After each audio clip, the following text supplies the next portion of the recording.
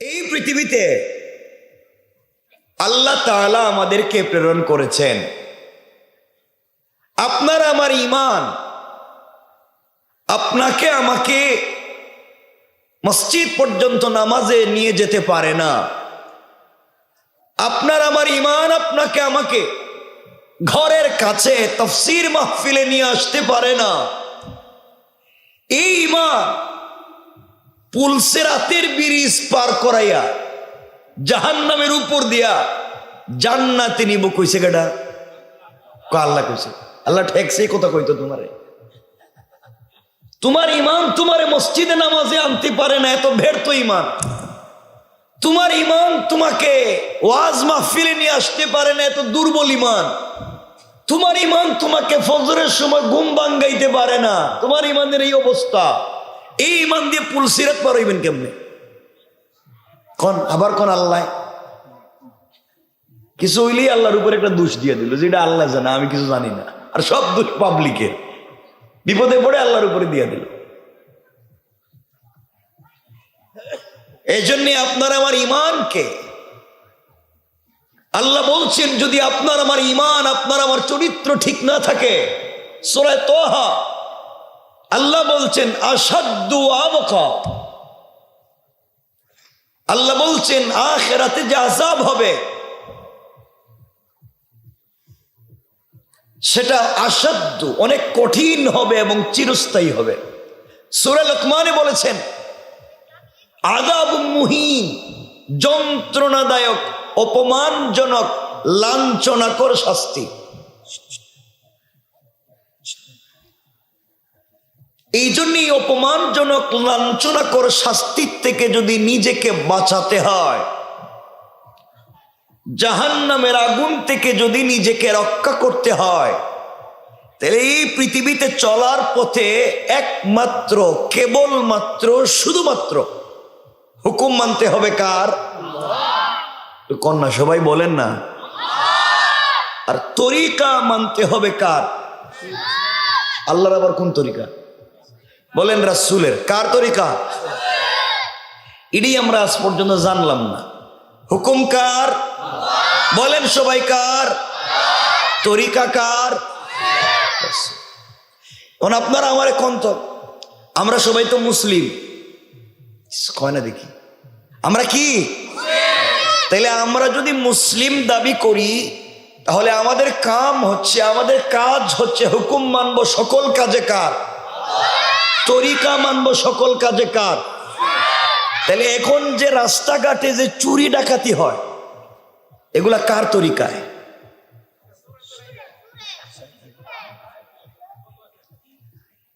এই যে এখন রাস্তাঘাটে এই যে পাবলিকের জায়গা জমি, যে যাবে ব্যাপারে বুয়া জাল দলিল করে নিজে মালিকানা দাবি করে, এলাকায় চাঁদাবাজি করে, নামাজ পড়ে, রোজা রাখে, হজত করে, যাকাতও দেয়, দাড়িও রাখছে, তসবিও পড়ে, আবার এলাকায় সুদের কারবারও করে। কথা বলেন না? বলেন না এগুলো না আছে? এটা কার তরিকায়? মনে মনে দেখাইয়া দেখাইয়া ভাবভঙ্গি ধরছেন, দাড়িও আছে, টুপিও আছে, জুব্বা, পাঞ্জাবিও, তসবিও আছে, ভাব ধরছেন ওলিয়া উলিয়ার মতো, আর কাজ দেখি সব শয়তানের। হ্যাঁ, ভাব ধরেই জান্নাতে যাওয়া যাবে না। শুধু দাড়ি রাখলেই জান্নাতে যাওয়া যাবে না। তোমার আমার চাইতে বহুত লম্বা দাড়ি ইহুদিদেরও ছিল। শুধু টুপি থাকলেই হবে না, তোমার আমার চাইতে বহুত লম্বা বড় টুপি দেখবেন ইহুদিরাও বড় টুপি পরে, এদিকে কাঁটাও পরে। শুধু পাগড়ি মাথায় থাকলেই হবে না, আমাদের চাইতে বহুত বড় পাগড়ি শিখেরাও মাথায় দেয়। কথা বলেন না কেন? না দেয় না তো কি হয়েছে? এদের পাগড়িও আছে, টুপিও আছে, দাড়িও আছে, জুব্বাও আছে, সব আছে, শুধু নাই তাওহীদ আর রিসালাত। শুধু এতটুকুন নাই। আপনার আমারও সব আছে, কিন্তু আমারও এতটুকুন নাই। তুই ভাব ধরে তো জান্নাতে যাওয়া যাবে না। আপনারা বলেন তো, এই এলাকায় যে সুদের কারবার করে, এটা মানুষে করে না শয়তানে? শয়তানে করে। কিছু হইলেই শয়তানরে দোষ দিয়ে দিল, কিছু হইলেই শয়তানরে দোষ দিয়ে দিল। করে পাবলিকে, কয় শয়তানে।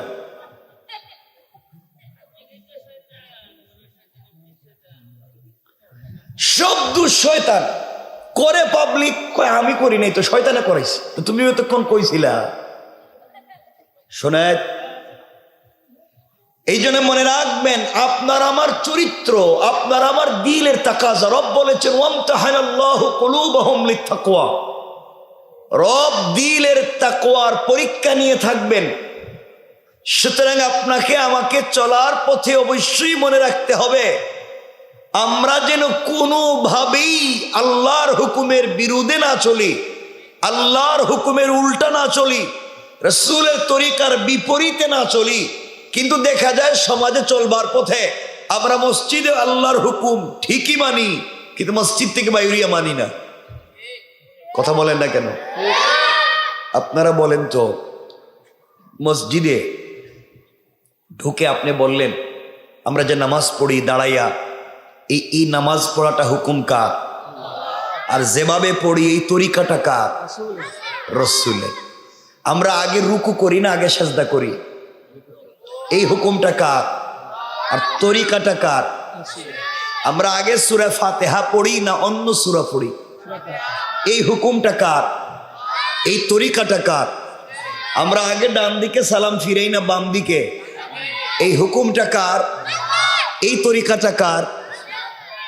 আমরা মসজিদে আল্লাহর কাছে বলছি ইয়াকা না'বুদু ওয়া ইয়াকা নাস্তাঈন। আল্লাহ, একমাত্র তোমার ইবাদত করি, একমাত্র তোমার কাছেই সাহায্য চাই, সব একমাত্র তোমার জন্য, যা করি তোমার জন্য, যা বলি তোমার জন্য, যা হয় তোমার জন্য। সব বলল আল্লাহ মসজিদের ভিতরে এতক্ষণ যা করছি সব তোমার হুকুম মতো, তোমার রাসূলের তরিকা মতো। আগামী ভবিষ্যতে যা করব সব তোমার হুকুম মতো, তোমার তরিকা মতো। এই মসজিদে আল্লাহর ঘরে বৈশা এই মানুষটা কমিটমেন্ট করলো, ওয়াদা করলো আল্লাহর সাথে, সব কাজে কর্মে হুকুম তোমার, সব কাজে কর্মে তরিকা রাসূলের। এই বেচারাই মসজিদ থেকে বাইরিয়া বাজারে ওজনে কম দেয়। কথা বলেন না কেন? এই বেচারাই মসজিদ থেকে বাইরে সুদ খায়। কথা বলেন না কেন? না খায় না? আমাকে বলেন তো, এই যে ওজনে কম দেয়, এই যে সুদ খায়, ঘুষ খায়, এই যে অনেক নামাজি আছে নামাজ পড়ে আবার ফেন্সি ডিলিয়া আবার কারবারও করে। কথা বলেন না কেন? তো আপনাদের কাছে আমি জানতে চাই, মসজিদের কাজে আর বাহিরের কাজে কোনো মিল আছে? কথা বলে না কেন? যার মিল নাই তার নাম, যার কথায় কাজে মিল নাই, ভিতর বাহির মিল নাই, তার নাম বলেন মুনাফিক। তার নাম কি? আবার বলেন তার নাম, সবাই বলেন তার নাম মুনাফিক। যেই বেচারায় মসজিদে বলছে ইয়াকা না'বুদু, একমাত্র তোমার কাজ, তোমারই ইবাদত করি, তোমার কাছে সাহায্য চাই, যা করি তোমার তরিকায়, যা করি তোমার হুকুমে, যা করি তোমার তরিকায়, এই কথাগুলা যেই বেচারা মসজিদে বলছে, মসজিদ থেকে বাইরিয়া নিজের মেয়ের বিয়ের সময় গায়ে হলুদ করছে, বাজারে গিয়া চাঁদাবাজি করছে, গরিবের রাস্তা বন্ধ করছে, এতিমের সম্পত্তি নিজের নামে বুয়া জাল দলিল করছে, সুযোগ পাইলে মসজিদের ক্যাশের টাকাও মাইরে খাইছে। বলেন তো মসজিদের কাজে আর বাহিরের কাজে মিল আছে? বলেন মিল আছে?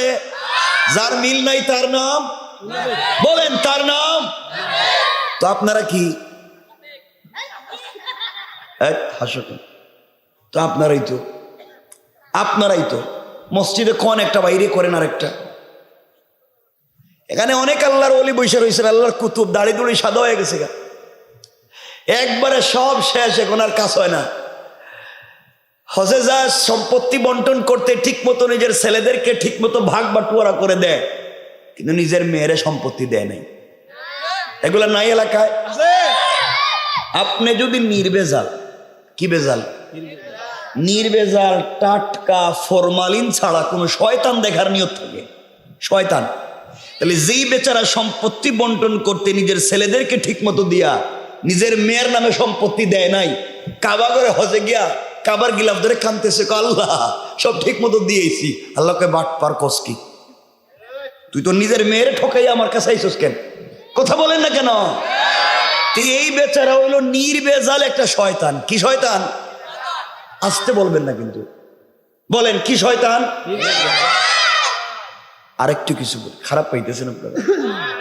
কিছু লোক দেখবেন মসজিদে জুমার নামাজে সবার শেষে আসে, সবার একবারে ইমাম সাহেব খুতবা শেষ শেষ শেষ খুতবা শেষ আসছে বগলতলায় জুতো একটা নিয়ে লিডার মসজিদে আইছে ধাক্কাই দুঃখাই একবারে প্রথম কাতারে কথা কোন লাগেন এটা আসতে বলবেন না কোন আছে না নাই আবার ইমাম সাহেব শুধু সালাম ফিরাইছে জুতোটা লিয়ে বাইরে গেছে আপনাদের যদি মনে থাকে আল্লাহ কোনোদিন তো একটা নির্বেজাল শয়তান দেখলাম না বহুত আশা করছিলাম তাহলে যেই বেচারা মসজিদে সবার শেষে আইসা সবার সামনে যায় আবার সালাম ফিরিয়ে সবার আগে বাইরে যায় এর চেহারার দিকে কিভাবে তাকায় থাকবেন আর বলবেন আল্লাহ এতদিন পরে একটা শয়তান দেখাই না কথা বলেন না কেন তোমার কে শিখাই সেই কাজ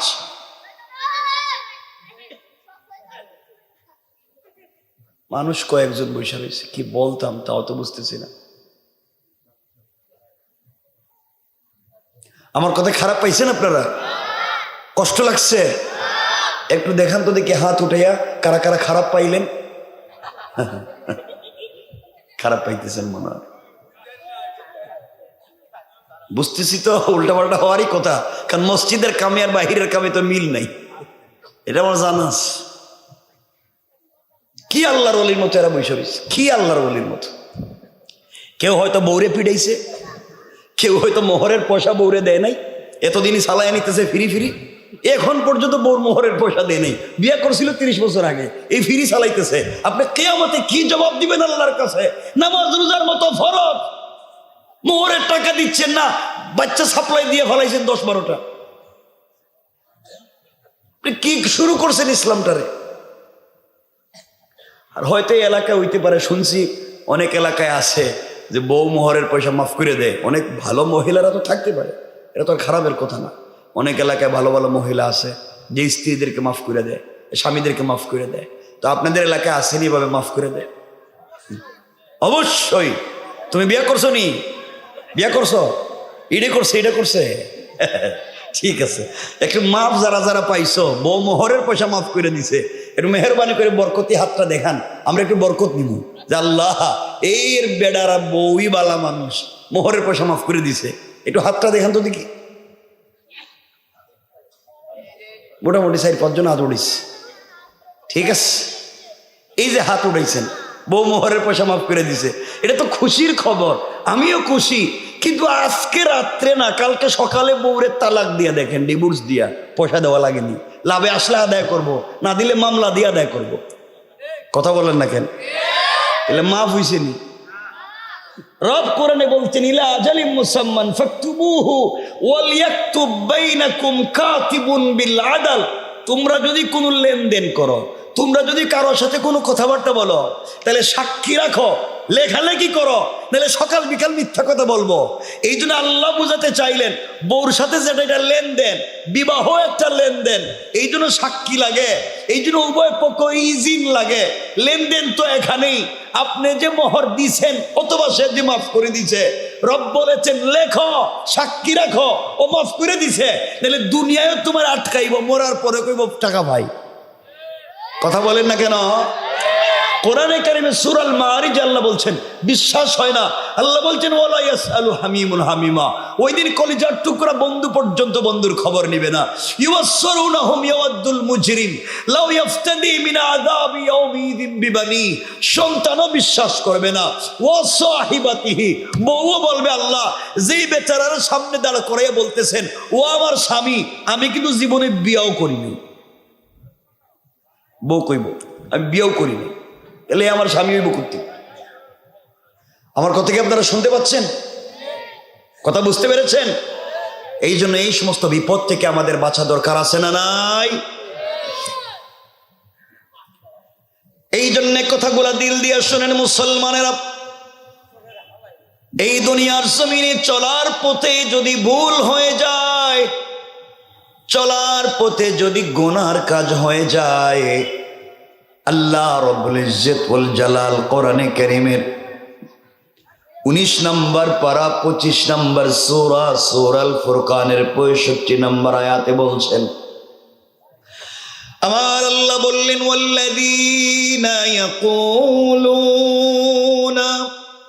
রব্বানা সরিফ আন্না আযাব জাহান্নাম ইন্না আযাবাহা কানা গরামা। আল্লাহ রাব্বুল ইজ্জত ওয়াল জালাল বলছেন, গোলাম রে, দুনিয়ার জমিনে চলার পথে যদি বান্দা ভুল হয়ে যায়, সাকারাতের আগে, গারগারা শুরু হয়ে যাওয়ার আগে, কবরে চলে যাওয়ার আগে, মালাকুল মউত আজরাইল পৌঁছে যাওয়ার আগে, বান্দা পুরা জিন্দেগির অপরাধের জন্য যদি তুমি আমার কাছে ক্ষমা চাও, ও বান্দা, আমার দেওয়া কপাল আমার কুদরতের পায়ে লাগাইয়া, আমার দেওয়া চোখ থেকে 2 ফোঁটা পানি ছেড়ে দিয়া, আমার দেওয়া জবান দিয়ে তুমি যদি আমাকে আল্লাহ বলে ডাক দিতে পারো, ও বান্দা, 100 বছর যদি তোমাকে হায়াত দিই, 99 বছর 11 মাস 29 দিন যদি নাফরমানি করো, আমার হক নষ্ট করো, ইন্তেকালের আগেও যদি তুমি তওবা শুরু করে দাও, আমি আল্লাহর কাছে যদি অপরাধের জন্য ক্ষমা চাইতে পারো, বান্দা, আমি আল্লাহ কথা দিলাম গোলাম রে, তোমার জিন্দেগির অপরাধ গুলাকে ক্ষমা করে দিয়া ওই পরিমাণ সওয়াব তোমার আমল নামায় লিখে দিয়া জান্নাতি বলে ফয়সালা করে দিতে আমার আল্লাহ এক মুহূর্ত দেরি হবে না। পড়েন সুবহানাল্লাহ। এই যে মাফ করে দিবেন, এটা আল্লাহর হক, রব চাইলে মাফ করে দিতে পারে, কিন্তু আপনি বান্দার হক মাইরা বসে রয়েছেন, বান্দার হক মাইরা বসে রয়েছেন, আপনার মাফ করে দিব কইছে কে? আপনি বান্দার হক মারলেন, আপনি গরিবরে ঠকাইলেন, আপনি পাবলিকরে মাইরা মইরা খাইলেন, তো আল্লাহর কাছে তওবা করলে তো রব মাফ করে দিবে না। এই জন্য তওবার অর্থ এটা নয় যে আস্তাগফিরুল্লাহ আস্তাগফিরুল্লাহ পড়া। তওবার অর্থ যদি বান্দার হক হয়ে থাকে, বান্দার কাছে পৌঁছাইয়া দেওয়া, বান্দাকে যদি গালি দিয়ে থাকি, বান্দার কাছ থেকে ক্ষমা নেওয়া, বান্দার যদি হক মেরে খাই, ওই বান্দার কাছে যেয়া তার হকটা পৌঁছে দেওয়া, এটা হচ্ছে বান্দার হক। বান্দার হক না দেওয়া পর্যন্ত রব কোনোদিন ক্ষমা করে দিবে? বলেন দিবে? এই যে এই দেশের ভিতরেই দেখেন, কেউ যদি কারো প্রতি জুলুম করে, কেউ যদি কারো প্রতি অন্যায় করে, আমি কোনো দলের কথা বলছি না, একজনকে ক্যান্টনমেন্ট থেকে এক কাপড়ে বের করে দেওয়া হয়েছিল, আল্লাহ তাকে এক কাপড়ের দেশ থেকে বের করে দিয়েছে। কথা বলেন না কেন? আল্লাহর হিসাবটা এভাবেই। আল্লাহ যদি বেইজ্জত করতে চায়, আল্লাহ এভাবেই কাউকে না কাউকে বেইজ্জত করে ফেলে। এই জন্য মনে রাখবেন, কখনো মানুষের দিলে কষ্ট দিতে নাই, মানুষের হক নষ্ট করতে নাই। মনে রাখবেন, আল্লাহ চাইলে আজকে এই দেশে লাখ লাখ লোক আছে যাদের কোটি কোটি টাকা ব্যাংকে আছে, কোটি টাকা দামের গাড়ি আছে, কোটি টাকা দামের বাড়ি আছে, কিন্তু এখন ঘুমায় বন জঙ্গলে। কথা বলেন, আছে না নাই? কি হইল? ঘর আছে, বাড়ি আছে, সবই আছে, এখন থাকে বন জঙ্গল। কোনোভাবেই মানুষের হক নষ্ট করতে নাই। এই যে 1-2 দিন থেকে দেখতেছেন ছাত্ররা মারামারি, এই কলেজে মারামারি, শুধু মারামারি, এখানে 2 জন, এখানে 4 জন মরে যাচ্ছে, কেউ গরু জবাই করতেছে, কেউ এটা। এগুলো কি আন্দোলন? এটার জন্যে এই ছাত্ররা জুলাই আগস্টে রক্ত দেয় নাই, নিজেরাই কামড়া কামড়ি করে এই দেশটাকে ধ্বংস করে দেওয়ার জন্যই রক্তগুলা দেয় নাই। আজকে আমরা ভুল পথে চলে যাচ্ছি, স্বাধীনতার নাম করে আমরা নিজেরাই ধ্বংস হয়ে যাচ্ছি। এই জন্য আমাদেরকে কন্ট্রোল করতে হবে, আমাদের আবেগকে বুঝতে হবে। আমরা একটা থার্ড ওয়ার্ল্ডে বসবাস করি, আমাদের উপরে পুরা দুনিয়া বিপদ ফেলে দিতে পারে, কারণ আমরা মুসলিম। এই জন্য খুব চিন্তা করে ভবিষ্যতে পা ফেলতে হবে, নচেত আমাদের জন্য ভয়ঙ্কর কোন বিপদ সামনে আছে, ভয়ঙ্কর। চাঁদাবাজি করে রাস্তায়, আগের মতোই চাঁদাবাজি তো আছে, ডাকাতি তো আগের মতোই আছে। আগে একজন চাঁদা নিতে, এখন আরেকজন নেই। কথা কন না কেন? কথা বলেন, চাঁদা আগের মতোই, আগে একজন নিতে, এখন আরেকজন নেই, তো কি হয়েছে লাভ? এই জন্য আল্লাহর ওয়াস্তে আমাদেরকে খুব চিন্তা করে পা ফেলতে হবে যেন আমরা ভুল পথে না যাই। এই দেশটাকে আল্লাহ হেফাজত করুক। আমরা সবাই মিলে দেশকে সমৃদ্ধ করতে চাই। আমরা মারামারি হানাহানিতে নাই, কিন্তু অন্যায়ভাবে রক্ত কেন ঝরবে? ছাত্র এই যে 2 দিন থেকে আজকেও দেখলাম কতগুলা ছাত্র নিজেরা এই কলেজ মারামারি করতেছে, এই কলেজ মারামারি করতেছে। আর একটা লাইফ তো, একটা জীবন, এটা তো বহুত দাম। পুরো দুনিয়া বিক্রি করলে একটা জীবনের দাম হয় না। এরা নিজেরাই মারামারি। মনে রাখবেন, কেউ আমাদের পিছনে দাঁড়িয়ে আছে যে নিজেরাই মারামারিতে লিপ্ত হয়ে যাক, এরাই বিপদে পড়ে যাক, আমরা আবার ঠুস করে ঢুকে যাই। কথা বুঝেন নাই? আবার বিপদ চলে আসতে পারে আমাদের ঘাড়ে। এই জন্য আল্লাহকেও আসতে আবেগ দিয়ে নয়, চলেন বিবেক দিয়ে। গ্রামে মারামারি করবেন না, ওই এতই সান্দাবাজি এগুলো দরকার নাই, সব বাদ দেন। আল্লাহর ওয়াস্তে মিলেমিশে চলেন, মসজিদে সালাত পড়ি, আল্লাহর কাছে তওবা করি, কোনো বিপদ যেন আমাদের ঘাড়ে না আসে। কথা বলেন না কেন? আমরা যদি আল্লাহর উপরে ভরসা করতে পারি, কার উপরে? আল্লাহ বলেছেন, কেউ যদি আমার উপরে ভরসা করে পৃথিবীতে যা চাইবে রব তাকে তাই দিতে পারে।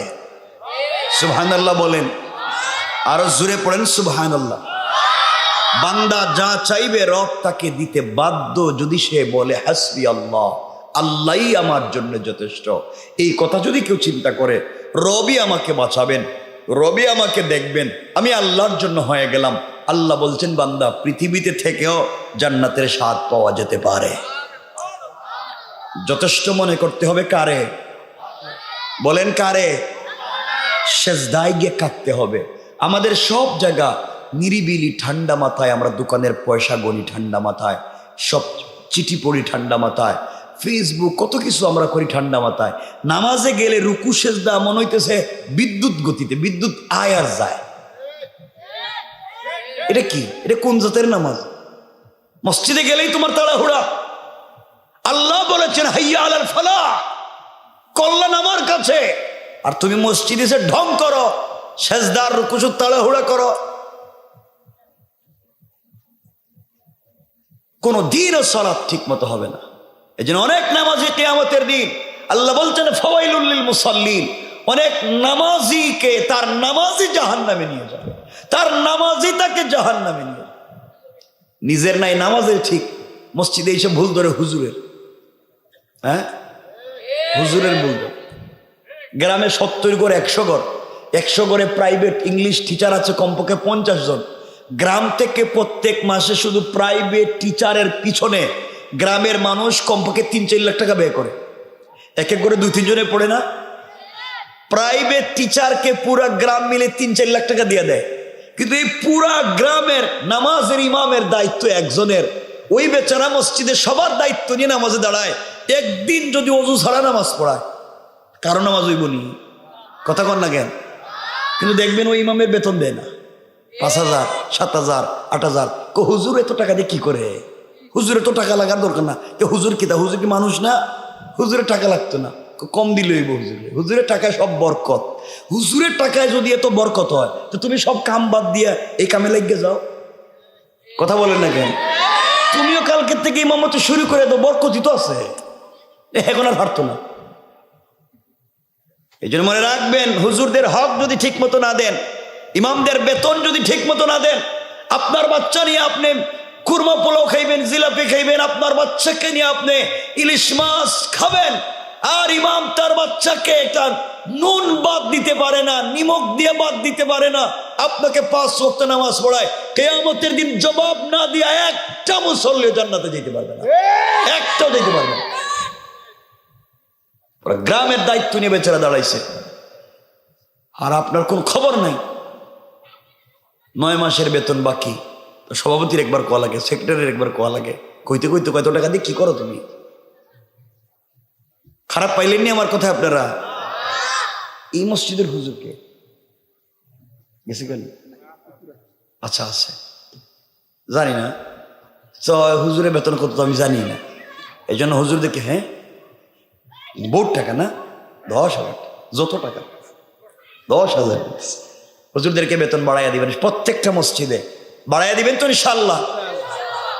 এরপরে এক হুজুরে দিয়া 5 ওয়াক্ত নামাজও পড়ায়, বাচ্চারেও পড়ায়, বাথরুম পরিষ্কার করায়, ওয়াশরুম পরিষ্কার করায়, যা আছে সব করায় ফেলে। ঠিক কিনা? এটা কি কামলা পাইছেন আপনারা? আল্লাহ আমাদেরকে হেফাজত করুক, বলেন আমিন। আমি যে কথা বলছি মনে রাখেন, ইমামের হক আদায় করিয়েন। সবার ইমাম, বেজাল লাগলে কিন্তু কিয়ামতের দিন বুঝবেন। আল্লাহ হেফাজত করো। আমরা একমাত্র যথেষ্ট মনে করি কারে? আসতে বলবেন, একটা কথা বলবো আপনাদেরকে চমৎকার করে, সংক্ষেপে, লম্বা করব না। সবাই বলেন, আমরা যথেষ্ট মনে করব কারে? এখানে ছোট্ট একটা ঘটনা বলি, আমরা আলোচনাকে লম্বা করব না, কারণ আপনাদের উপস্থিতি আমাকে কথা বলতে দিচ্ছে না। এরপরে কষ্ট নিয়েন না, কিছু বইলে দিই, সংক্ষেপ করে দিব। উঠবেন না তো কেউ ইনশাল্লাহ? আল্লাহকে যদি যথেষ্ট মনে করেন শুধু পৃথিবীতে, আল্লাহ আমার জন্য যথেষ্ট। পুরো পৃথিবী আপনার বিরুদ্ধে যদি লেগে যায়, আপনার কিচ্ছু করতে পারবে না। পুরা দুনিয়া যদি আপনার বিরুদ্ধে চলে যায়, রব যদি বলে আমি আসি, পৃথিবীর কারো কোনো ক্ষমতা নাই কিচ্ছু করার। এই বিশ্বাসটুকুন আপনাদের ভিতরে আজকে ঢুকাতে চাই। আপনারা এটা মনে করেন আমি বিপদে পড়ে গেছি, কারো কাছেই বলার দরকার নেই, কারণ পৃথিবীর মানুষ শুধু দুর্বলতা খুঁজে। আপনারা কোন জায়গায় দুর্বলতা খুঁজবে, বিপদে ফালায় দেবে। কারো কাছে কিচ্ছু বলার দরকার নেই। সেজদায় যান, আল্লাহর কাছে বলে। কার কাছে? দেখেন আমরা নামাজে গিয়ে সেজদায় গেছি, গিয়া পড়ছি সুবহান। আল্লাহ বলছেন সুবহান, আমি তো পবিত্র। সাব্বাহতানি, বান্দা তোরেও পবিত্র বানাইয়া দিলাম। আল্লাহ বলছেন সাব্বাহতানি, আমি তো পবিত্র, যা আমারে পবিত্র বলবার কারণে সাব্বাহতুকা, যা তোরাও পবিত্র বানাইয়া দিলাম। বান্দা সাজদায় গিয়া বলে আলা, আল্লাহ বলেন আলাইতানি, আমি তো অবশ্যই বড়, যা আমাকে বড় বলবার কারণে আলাইতুকা, তোরে বড় বানাইয়া দিলাম। বান্দা আর কি চাস? ও সুবহান রাব্বিয়াল আলা, আল্লাহ আপনি পবিত্র, আপনি বড়। আল্লাহ বলেন বুঝছি তো, আর কি চাস? আমার কাছেই তো কেউ নাই, তুমি আর আমি, চাও কি চাইবা? সুবহান রাব্বিয়াল আলা, আল্লাহ আপনি তো পবিত্র, আপনি বড়। আমি তো জানি আমি পবিত্র, আমি বড়, আমি জানি তোমার কিছু চাওয়ার আসেনি। সুবহান রাব্বিয়াল আলা, আল্লাহ তুমি বড়, তুমি পবিত্র। আল্লাহ তো এটা তো আমি জানি। এতক্ষণ তো কইছতেই কথাই সূরা ফাতিহায় কইলে তুমি রহমান, তুমি রহিম, তুমি মালিক ইয়াউমিদ্দিন, সব তো বললে, বইলা তো বললে ইয়াকা নাবুদু, আমার এই পথে চালাও, ওই ইয়াকা নাস্তাইন বললে আল্লাহ আমি তো তোমার ইবাদত করি, তোমার কাছেই সাহায্য চাই। এতগুলা বইলা তো কিছু একটা চাইছস, ইহদিনাস সিরাতাল মুস্তাকিম, আল্লাহ সিরাতে মুস্তাকিম মতো আমাদেরকে চালাও, এই পথটা দেখায় দাও। চাইলে তো সিজদায় এসে সুবহান রাব্বিয়াল আলা, আমি বড়, আমি বড়, আমি পবিত্র, জানি। কিছু চাওয়ার থাকলে ক সুবহান রাব্বিয়াল আলা, তুমি বড়। আল্লাহ কত বুঝলাম তো বলো। এরপরে আসসালামু আলাইকুম রহমতুল্লাহ, আসসালামু আলাইকুম রহমতুল্লাহ, নামাজ শেষ। আল্লাহ হ্যাঁ আমার না একটা বাড়ি লাগবো, আমার না একটা ঘর দরকার, আমার বাচ্চাটার বড় বিপদ হয়েছে।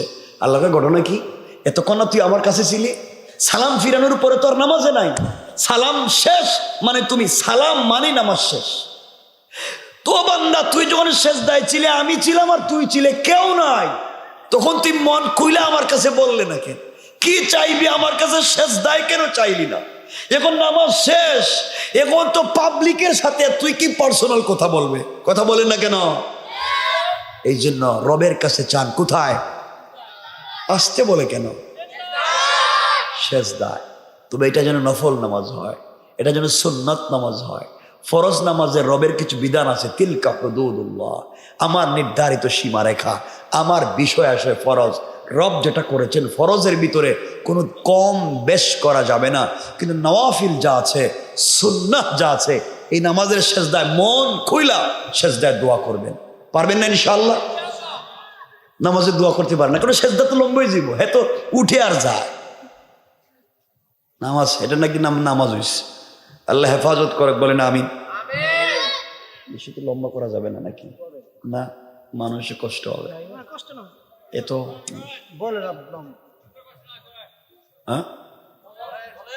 কষ্ট তো আপনাদের হইতেছে, আমি মাস করতেছি। ওয়াজ আমি করলে আপনাদের কষ্ট হয় না? কষ্ট হয় না নি? এই ছেলেরা তোমরা তো সিল্লকে, এখানে কিছু জোয়ান বসছে দেখছি এই সাইডে, এদিক ঘুরাই এই সাইডে বসছে। এরা তো বসে রয়েছে, চিন্তা করতেছে হেরা যে খারাপের খারাপ, এরা খারাপের খারাপ। এদের মোবাইল আছে, এরা আছে, এদের গার্লফ্রেন্ড আছে, আর হেরা আছে। এক একটা ছেলে 4টা 5টা করে প্রেম করে। এই তোমরা কেমনে বুঝলা? তোমরা তো বাচ্চা। এটা প্রস্রাব এখনো বিছানায় করে, হ্যাঁ কয় ঠিক। যারা কইতেছি হেরা কইবে, হেরা কয় ঠিক। বিয়ের আগে প্রেম করে 4টা 5টা, আর বিয়ের সময় মেয়ে খোঁজে রাবিয়া বছর। আল্লাহ, রাবিয়া বছর আল্লাহ দৌড় বাটপার। আল্লাহ বলছে খবিসের জন্য খবিস, কোরআনের আয়াত। অপবিত্রের জন্য অপবিত্র, পবিত্রের জন্য পবিত্র। রব বলেছেন তুমি প্রেম করছো 5টা, আর যেই মেয়ের বিয়ে করছো এই মেয়ের জিগায় তুই কি জীবনে কোনো প্রেম করছো? কই না, আমার জীবনে তো কোনো ছেলের দিকে তাকাই নাই। মোটামুটি মনে করবা তুমি যা করছো হে কম করে নাই, সমান সমান প্রেম করছে। আল্লাহ বলছেন তুমি যা করছো এমনই পাইবা। এখন যারা বিয়ে করছো আগে 5টা প্রেম করে, মনে রাখো তোমার স্ত্রীও সেম কাম করছে, কিন্তু যারা নিয়ে ঘর করো হেও সেম কাম করছে। মানে তুমি যেমন পাইবা এমন। আর যদি মাঝে মাঝে পরিবর্তন হয়, রব বলেছেন এটা আমার তাকওয়ার পরীক্ষা। আমি মাঝে মাঝে উল্টো পাল্টা করে দিই পরীক্ষা নেওয়ার জন্য, সব সময় না, মাঝে মাঝে। এখন আপনি করবেন 10টা প্রেম আর চাইবেন রাবিয়া বছরই, এটার কোনো সম্ভাবনা বলেন না? সম্ভাবনা নাই, এটাই চলতে আসছে। এজন্য যারা যারা এই কাজে আসছো ভাই তওবা করো, নাইলে তুমি যেমন খারাপ করছো যেটা ভাইবা হেডাই ভাবি, এটাই মাথায় রাখো যে আমি যা করছি তাই পাইছি। আল্লাহ হেফাজত করো। একটু জোরে কন্যা। আসুন আমরা আলোচনা সংক্ষেপের দিকে যাই, খুব লম্বা চৌড়া কথা বলবো না। আমার মুসলমান যে কথা বলতে চাইলাম, কথাগুলা মন দিয়ে শুনেন। কিতাবের নাম তারিখে ইবনে জারির তাবারি। আরো সংক্ষেপ করে বুঝাবার জন্য বলি, আল্লামা জুলফিকার নকশবন্দি খুতুবাতে জুলফিকারে নিয়ে এসেছেন, আল্লাহ রসুল সাল্লাল্লাহু আলাইহি ওয়াসাল্লাম তখন পর্যন্ত পৃথিবীতে জিন্দা। আল্লাহ রসুল তখন ইন্তেকাল করেন নাই। দুনিয়ার জমিনে আখিরি জামানার পয়গম্বর সরকারে কায়নাত, দো জাহানের সরদার নবী রহমত জনাবে মুহাম্মদ রাসূলুল্লাহ সাল্লাল্লাহু আলাইহি ওয়াসাল্লাম তখন পর্যন্ত পৃথিবীর জমিনে জিন্দা। আমার রসুলের কলিজার টুকরামে আল্লাহ যাকে সাইয়্যিদাতুন নিসাই আহলিল জান্নাহ বানাতে যায়, হযরতে ফাতেমা রাদিয়াল্লাহু তাআলা আনহার চলার পথে নিজের এলাকায় এক ইহুদির মেয়ের সঙ্গে তার সম্পর্ক হয়ে গেল, বন্ধুত্বের সম্পর্ক। এক ইহুদির মেয়ের সঙ্গে হযরতে ফাতেমার সম্পর্ক হয়ে গেল। একদিন 2 দিনের সম্পর্ক না, তারিখের কিতাবে পাওয়া যায় লম্বা দিনের সম্পর্ক। 1-2 বছরের সম্পর্ক না, আরো বেশি সম্পর্ক। এই মেয়েটা প্রতিদিন ফাতেমার কাছে আসে, বিকেল বেলা নিজের বাড়িতে চলে যায়। হযরতে ফাতেমার চরিত্র, ফাতেমার আখলাক, ফাতেমার আদর্শ দেখে, আমানতদারি দেখে মেয়েটা অভিভূত হয়ে গিয়েছে। ইহুদির মেয়ে, কিন্তু মেয়েটা কালিমা পড়ে মুসলমান হয় নাই। মেয়েটা দেখতেই পেয়েছে এমন ভদ্র আমানতদার কোনো মেয়ে পৃথিবীতে আর হতে পারে না। এইভাবে চলে গেল অনেকদিন। দীর্ঘদিন চলে যাওয়ার পরে ওই মেয়েটা আস্তে আস্তে বড় হয়ে গিয়েছে। শুধু মুসলমান হয় নাই, ফাতেমার চরিত্র দেখে, আখলাক দেখে এমন অভিভূত হয়ে গিয়েছে। ওই মেয়েটা একদিন তার বাবার কাছে গিয়েছে। বাবা হলো ওই সময়কার এলাকার সবথেকে বড় পয়সাওয়ালা ইহুদি। বাবার কাছে গিয়েছে। বাবা ডাক দিয়া বলেছে, মেয়ে আমার, তোমার বয়স কম হয় নাই মা, তুমি একমাত্র আমার মেয়ে, আমার আর কোনো সন্তান নাই। ও মা, আমার পয়সার অভাব নাই, তোমাকে আমি বিয়ে দিতে চাই, আমি জীবিত থাকতে তোমাকে উঠাইয়া দিতে চাই। আমার মুসলমান বন্ধুগণ, কথাগুলো দিল দিয়া শোনেন। এক পর্যায়ে ইহুদি ডাক দিয়া বলছে, মেরে তোমাকে আমি বিয়ে দিতে চাই। এলাকার, এই দেশের, এই সমাজে সব থেকে বড় শিল্পপতি এক ইহুদির ছেলেকে ঠিক করেছি, তোমাকে বিয়ে দিতে চাই। ও মা, বাবা হিসাবে তোমার অকল্যাণ চাই না, উপকার চাই না, উপকার ছাড়া। মারে, তোমাকে বিয়ে দিতে চাই, তুমি কি বিয়েতে রাজি? মেয়ে ডাক দিয়া বলছে, আব্বা জান, আপনি আমাকে বিয়ে দিতে চান বাবা, বাবা হিসাবে আমার জন্য কল্যাণ চাইবেন না এটাও জানি, কিন্তু বাবা আপনি যেই ছেলের সঙ্গে আমাকে বিয়ে দিতে চান ওই ছেলেও পয়সাওয়ালা এটাও বললেন, ওই ছেলেও দেখতে সুন্দর এটাও বললেন, সব ঠিক আছে, কিন্তু আপনি আমাকে আগামীকালকে সন্ধ্যা পর্যন্ত সময় দেন, আগামীকালকে সন্ধ্যার আগে আগে আপনার কাছে আমি ফাইনাল ডিসিশন জানাইয়া দেব। মেয়েটা বাবার কাছ থেকে একদিনের সময় নিয়ে দুনিয়ার কারো কাছে যায় নাই, দুনিয়ার কোনো মানুষের কাছে আর পরামর্শের জন্য যায় নাই। সে চিন্তা করে বের করেছে, এই পৃথিবীতে এতদিন পর্যন্ত চলাফেরা করে যা বুঝতে পেরেছি, মুহাম্মদের মেয়ে ফাতেমার মতো ভদ্র আমানতদার বিশ্বস্ত কোনো মেয়ে হতে পারে না, তার মতো চরিত্রবান কোনো মেয়ে দুনিয়ার জমিনে আর হতে পারে না। পরামর্শ যদি নিতে হয় তার কাছ থেকেই নিব। এই বলে মেয়েটা আস্তে আস্তে করে দিনের বেলা হযরতে ফাতেমার ঘরে পৌঁছে গেল, বাড়িতে পৌঁছে গেল। ডাক দিয়া বলছে, বোন রে, আজ আমি এসেছি তোমার কাছে আমার বাস্তব লাইফের ফাইনাল সিদ্ধান্ত নেওয়ার জন্যে। তোমার পরামর্শ নিয়ে আমি সিদ্ধান্ত নিতে চাই। আমি আমার বাবার পরামর্শ পর্যন্ত নেইনি, আমি আমার মায়ের পরামর্শ পর্যন্ত নিতে চাই না, আমি আমার আত্মীয় স্বজনের পরামর্শ পর্যন্ত নিতে চাই না। আমি জানি তুমি মুসলিম, আমি ইহুদি, কিন্তু তোমার কাছে আজ পর্যন্ত যত মানুষ আমি দেখলাম পরামর্শের জন্য এসেছে, কোনো মানুষকে ভুল পরামর্শ দেওয়া নাই, কোনো মানুষকে খারাপ পরামর্শ দেওয়া নাই, কোনো মানুষের ক্ষতি হয়ে যায় এমন পরামর্শ দেওয়া নাই। কিন্তু আজকালকে গ্রামের একমাত্র বরের কাছে পরামর্শের জন্য যান, এমন পরামর্শ দিবে 10 বছরের ভিতরে আপনারা ফকির বানাইয়া ছাড়বে। কথা বলেন না কেন? এই পরামর্শ। মেয়েটা ফাতেমাকে ডাক দিয়া বলছে, ফাতেমা, আমার বাবা আমাকে বিয়ে দিতে চায়, এই দেশের এক ইহুদি শিল্পপতির ছেলেকে ঠিক করেছে, আমাকে বিয়ে দিতে চায়। বলো না আমি কি বিয়েতে রাজি? আমি বিয়েতে রাজি হব কিনা আমি কারো সঙ্গে কথা বলতে পারি না, কারণ কে আমাকে উত্তম পরামর্শ দিবে আমি বুঝতে পারি নাই, তোমার কাছে এসেছি, তুমি বলো। ফাতেমা ডাক দিয়া বলেছেন, বোন রে, তুমি ইহুদি, আমি মুসলিম, তোমার পার্সোনাল লাইফে আমি কোনো পরামর্শ দিতে পারি না বোন, আমি দিতে পারি না। মেয়ে বলতেছে, ফাতেমা, আমি জানি তুমি মুসলিম, আমি ইহুদি, এটাও জানি। আজ পর্যন্ত কোনো মেয়ে তোমার কাছে পরামর্শের জন্য এসে খারাপ পরামর্শ পায়নি, ভুল পরামর্শ পায়নি, এই জন্যে তোমার কাছে এসেছি।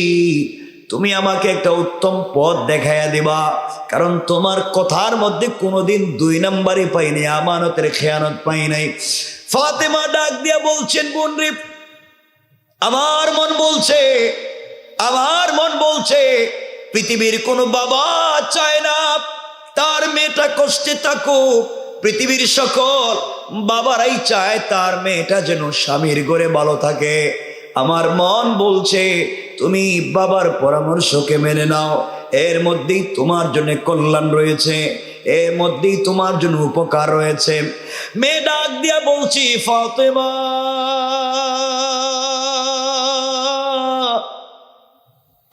তুমি বলেছো আমি বিয়েতে রাজি হয়ে যেতে পারি, আমার আপত্তি নাই। বোন রে, তুমি বলেছো আমি বিয়েতে রাজি, কিন্তু বোন আমার একটা শর্ত আছে। ও বোন, তোমার আবার শর্ত কি? ইহুদির মেয়েটা চোখের পানি ছেড়ে ফাতেমাকে জড়ায়া কান্না করে ডাক দিয়া বলছে, বোন আমার, এই পৃথিবীতে বাবা আমার জন্য বিয়ে ঠিক করেছে, বাবার কথা কিন্তু রাজি হই নাই, মায়ের সঙ্গেও পরামর্শ করতে যাই নাই, এই আমার রক্তের মানুষের সঙ্গে পরামর্শ করতে যাই নাই, অনেক দূর এসে তোমার সঙ্গে পরামর্শ করি, কারণ আমার দিল বলে তোমার মতো ভদ্র আমানতদার মানুষ আর হতে পারে না।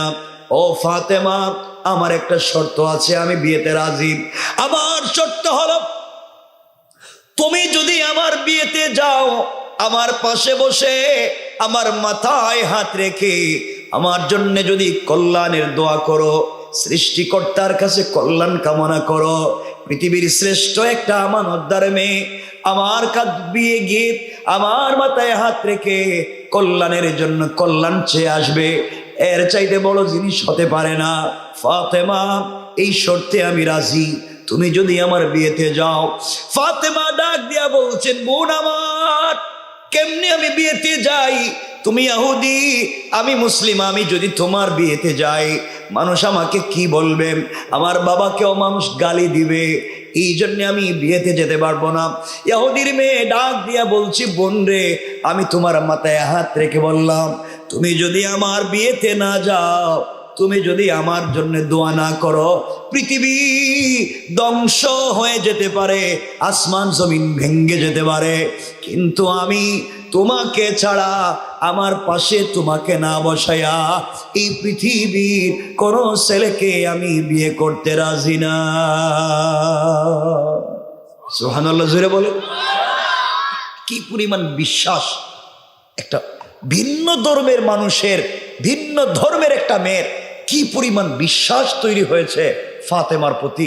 চিন্তা করেন তার চরিত্রটা কেমন চমৎকার ছিল। এই চরিত্রটাই আমাদের দরকার। আর আজকালকে ইহুদির মেয়ে দেখেন বলছে আমি বিয়ে করতে, ইহুদির মেয়ে তার বাপ বলছে মা তুই বিয়েতে রাজি হ, আর মেয়ে বলতেছে বাবা আমাকে সময় দেন। এই সময় নিয়ে দুনিয়ার কারোর সঙ্গে পরামর্শ করে নাই, আসছে ফাতেমার সঙ্গে পরামর্শ করতে। আর আমাদের দেশের আজকাল আমাদের দেশের মেয়েদেরকে যদি বাপ ডেকে বলে মা তোমাকে তুমি কলেজ ইউনিভার্সিটিতে পড়াইছি, মা আমি তোমার জন্য একটা ছেলে ঠিক করেছি, তোমাকে বিয়ে দিতে চাই, তুমি কি রাজি?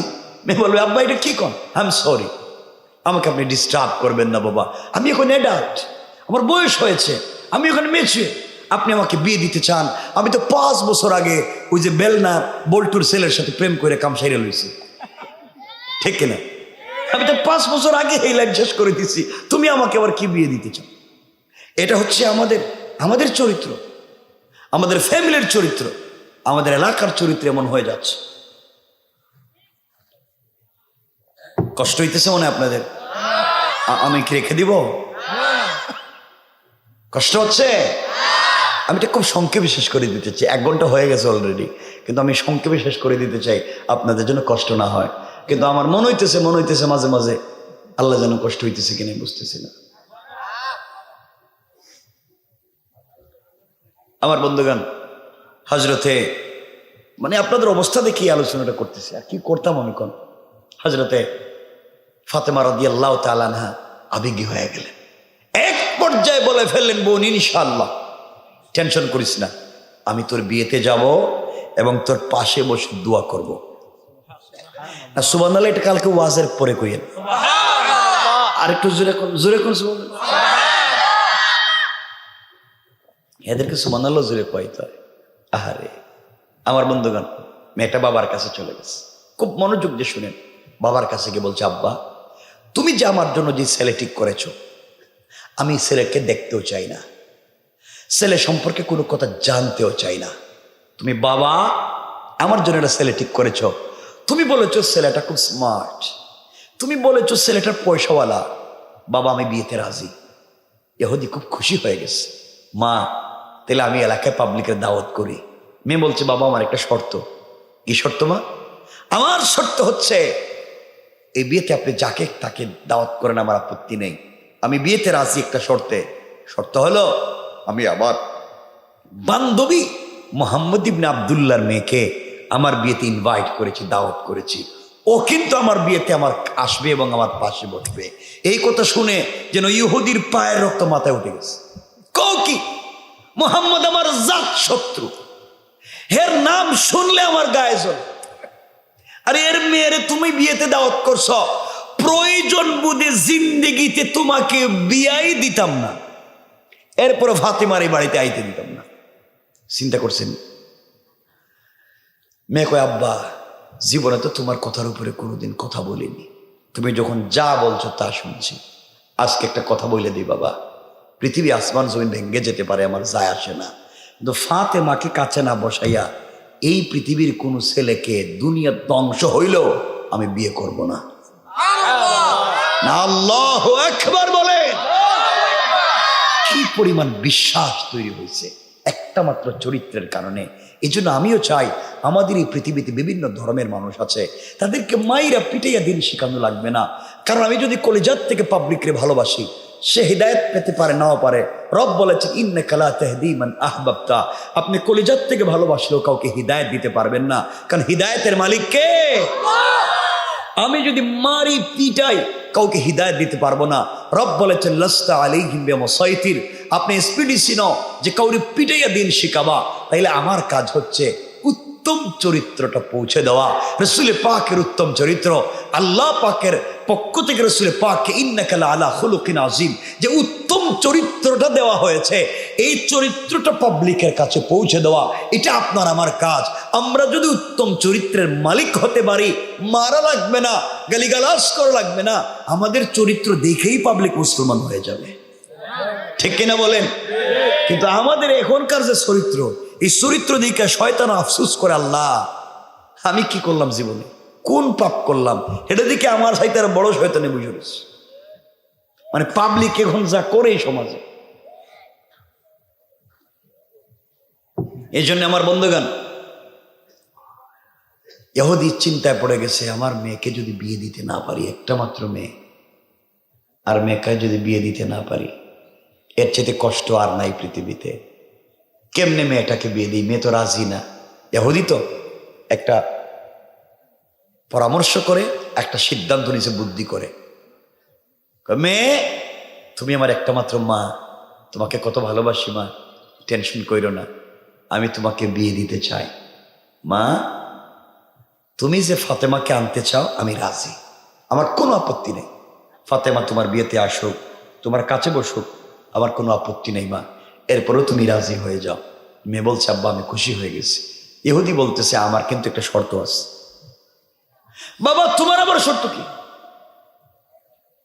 আমার শর্ত হলো, ফাতেমা তো গরিব মেয়ে, এর বাপের ঘর নাই, বাড়ি নাই, 3 বেলার খাবার নাই, নতুন জামা কাপড়ও নাই, সারা পুরাতন কাপড় পরে। আর তোমার বিয়েতে আমি যাদেরকে ইনভাইট করেছি সব পয়সাওয়ালার ছেলে মেয়েরা, দামি দামি গিফট নিয়ে আসবে, দামি দামি অর্নামেন্টস জুয়েলারি নিয়ে আসবে, দামি দামি কাপড় পরবে। ফাতেমা তো কাপড় পরতে পারবে না, গরিবের মেয়ে। সুতরাং এই বিয়েতে আসলে মান সম্মান থাকবে না। সে যদি আসতেই হয় আমি রাজি, আসতে আপত্তি নেই, কিন্তু একটা নতুন পোশাক পরে আসতে হবে, সোসাইটি মেনটেন করতে হবে, সামাজিকতা রক্ষা করতে হবে। আমি যেমন এভাবে একটা পোশাক নিয়ে আসতে হবে। এর অর্থ হলো ফাতেমা কাপড়ও পাবে না, আসতেও। চিন্তা করছেন, দেখেন কত বড় চিন্তা করছে। ইহুদির মেয়ে বলতেছে আব্বা ঠিক আছে, আমি ফাতেমার কাছে বলবো। মেয়েটা চোখের পানি ছেড়ে দিয়া পরের দিন ফাতেমার কাছে এসে বলছে, বোন রে তুমি আমার বিয়েতে যাও। আমার বাবা কোনোভাবেই রাজি হয় না, বাবা কোনোভাবেই মানতে চায় না। তোমার বাবার নাম শোনার পরে আমার বাপ তো যেন মাথা গরম হয়ে গিয়েছে, রক্ত মাথায় উঠে গিয়েছে। বাবা কোনোভাবেই রাজি হয় না। অনেক অনুনয় বিনয়ের পরে একটা শর্তে বাবাকে রাজি করানো গিয়েছে। ও বোন তুমি যদি আমার বিয়েতে যাও, সামাজিকতা সোসাইটি মেনটেন করতে হবে। তুমি আমার বিয়েতে যেতে হলে একটা নতুন পোশাক লাগবে, এই পোশাক ছাড়া তুমি কিন্তু যেতে পারবা না। আল্লামা জুলফিকার নকশবন্দি লিখেন, এই কথা শুনে ফাতেমা চোখের পানি ছেড়ে কান্না করে দিলেন। ডাক দিয়া বলছেন, বোন রে তুমি আমাকে নতুন পোশাকের কথা বলেছ, আমি এমন এক বাবার ঘরে জন্ম নিয়েছি যার ঘরে 3 বেলার পূর্ণাঙ্গ খাবার প্রতিদিন থাকে না, মাসের পর মাস চলে যায়, আমাদের ঘরের চুলায় ঠিক মতো আগুন জ্বলে না। আমি কেমনে নতুন পোশাক পাবো, কোত্থেকে পাবো? ও বোন কিন্তু আমার আল্লাহর উপরে আমার কোনো আপত্তি নাই, আমার আল্লাহর কাছে এই ব্যাপারে আমার কোনো নালিশ নাই। রব আমাকে যেভাবে রেখেছেন, বাবা যতটুকুন পেরেছেন আমি খুশি। আমি তো আখিরাতে আল্লাহকে পেতে চাই, এই জন্যে আমি তোমার বিয়েতে যেতে পারবো না, কাপড় নাই। বোন রে, আমি কাপড়ও পাবো না, তোমার বিয়েতে যেতে পারবো না, তুমি আমাকে ক্ষমা করে দাও। মেয়েটা চোখের পানি ছেড়ে কান্না করে ফাতেমার কপালে চুম্বন করে বলছে, বোন রে, তুমি না আমাকে একদিন বললা, অনেক দিন তোমাকেও দেখলাম। ও ফাতেমা, তুমি আমাকে বলেছো এই পৃথিবীতে একজনের সঙ্গে তোমার বড় সম্পর্ক আর প্রেম হয়েছে, তার চিন্তা ছাড়া তোমার 1 মিনিট চলে না, তার ভালোবাসা ছাড়া তোমার রাত দিন হয় না। সারাদিন অপেক্ষা করো, সন্ধ্যা হয়ে গেলে সারা রাত তার সঙ্গে কথা বলবা। ও ফাতেমা, তুমি আমাকে বলেছো এই পৃথিবীতে একজনের সঙ্গে তোমার বড় গভীর বানাইছে। এত এত ক্ষমতা যদি তোমার আল্লাহর হয়ে থাকে, এত এত পাওয়ার যদি তোমার আল্লাহর হয়ে থাকে, এই বিশ্বাস নিয়ে যদি তুমি এভাবে চলে থাকো ফাতেমা, তুমি না আমাকে বলেছো রাত হয়ে গেলে সালাতে দাঁড়ালে তুমি তার সঙ্গে কথা বলতে পারো। ও ফাতেমা, তুমি আমাকে বলেছো আল্লাহকে যথেষ্ট মনে করে কেউ যদি আল্লাহর কাছে কোনো জিনিস চায় সে নাকি ফিরাইয়া দেয় না। তুমি আমাকে বলেছো রব কারো হাত খালি করে ফিরাইয়া দেয় না। ফাতেমা, সব যদি সত্য হয়, তুমি বলেছো সে তোমাকে ভালোবাসে, তুমিও তাকে ভালোবাসো, সত্যি যদি তা সত্য হয়ে থাকে তাহলে তুমি তার কাছে একটা কাপড়ের আবদার করতে পারো। সত্যি যদি সে তোমাকে ভালোবেসে থাকে অবশ্যই একটা কাপড়ের ব্যবস্থা করে দিবে। ও ফাতেমা, আমরা তো দুনিয়ায় ছেলের সঙ্গে যদি প্রেম করি দেখেছি তার কাছে কোনো জিনিসের আবদার করলে না থাকলেও ঋণ করে এনে দেওয়ার চেষ্টা করে। ফাতেমা, তুমি আল্লাহর কাছে বলেছ তোমার রব এত এত ক্ষমতার মালিক, তিনি কি তোমাকে একটা কাপড়ের ব্যবস্থা করতে পারে না? যদি না দেয় বুঝতে পারবো তুমি শুধু রবকে একা একা ভালোবেসে যাও, রব তোমাকে ভালোবাসে না, এই জন্যে তোমাকে দিতে চায় না। ফাতেমা এতগুলা কথা শুনলেন, মেয়ে আবার শেষে বলতেছে, ও ফাতেমা, তুমি যদি কোনোভাবে তোমার সৃষ্টিকর্তা আল্লাহর কাছ থেকে একটা কাপড়ের ব্যবস্থা করে আগামী মাসের প্রথম দিন বিয়েতে, আমার বিয়েতে তুমি হাজির হয়ে যাও, আমি কথা দিলাম সকলের সামনে আমিও কালিমা পড়ে মুসলমান হয়ে যাব। হযরতে ফাতেমা বিজ্ঞ হয়ে গেলেন, চোখের পানি ছেড়ে দিয়েছেন, আর ডাক দিয়ে বললেন, বোন রে, ইনশাআল্লাহ কথা দিলাম, ইনশাআল্লাহ আমি তোমার বিয়েতে যাব এবং এই পৃথিবীর সব থেকে দামি কাপড় পরে যাব। কোন সুবহানাল্লাহ। মেয়েটা খুশি হয়ে গিয়েছে, খুশি হয়ে বাবার কাছে গিয়ে বলছে, আব্বা, ফাতেমা আমাকে বলছে সে কিন্তু বিয়েতে আসবে, একথাও বলছে একটা নতুন পোশাক পরে আসবে। ইহুদি মুস্কি হাসে আর চিন্তা করে, দেখো ঘরে খাবার নাই, আমার মেয়ের একটা বুঝ দিয়ে দিছে, এটাই ভালো, কাপড়ও পাবে না, আসতেও। এই কথাটা শুনে ফেলছেন কে? আল্লাহ। এত আসতে বললেন আল্লাহ। শুনে সাথে সাথে সিদ্ধান্ত নিয়েছেন, শয়তান তুই পরিকল্পনা করছস এই বিয়েতে ফাতেমা নতুন পোশাকও পাবে না, বিয়ে বাড়িতে আসতেও পারবে না, এটা তোর পরিকল্পনা। আমি রব একটা পরিকল্পনা নিলাম, ফাতেমা নতুন কাপড় পাবে এবং এই বিয়ে বাড়িতে আসবে। এত আসতে বললেন যে সুবহানাল্লাহ।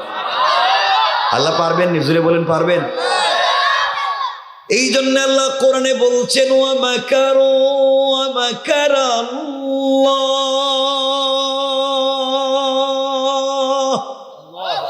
ওয়াল্লাহু খায়রুল মাকিরিন।